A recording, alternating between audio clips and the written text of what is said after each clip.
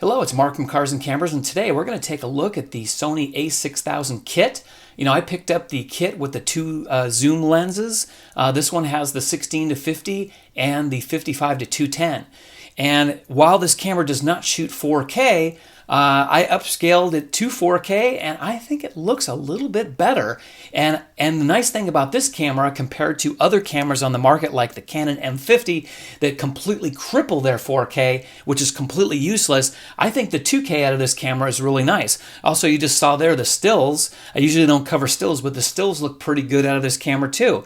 It has a really nice 24.3 megapixel sensor that's similar to the sensor that Sony uses in their newer cameras, but for the money, you can't beat this camera. I picked up this kit for $629 with the two lenses, and that's a really awesome value. That's hundreds of dollars less when this camera first came out, and I think the price point now is really squared up against the Canon M50, which would be this camera's competitor, and I really think this is a better option. Even though it doesn't have the flip-out selfie screen, if that's what you want to use it for, there's other options and ways to use it as that type of camera if you want to, and we'll discuss that in a future video. But I think it's a really nice camera. It has 179 phase detection points for autofocus, which isn't too shabby, and ISO sensitivity up to 25,600, which is pretty nice, and that fast hybrid autofocus. So I think it's a really great little camera, especially if you're on a budget.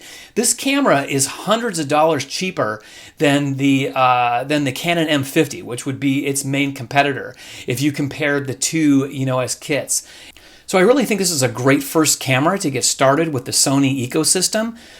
Some of the things that the camera does not have, it does not have a microphone or a headphone jack, but I really don't see that as a problem because, it does have a smart shoe on the top, so you can use different Sony wireless mics with it, but also it's easy to sync sound in post now, so that's really not an issue.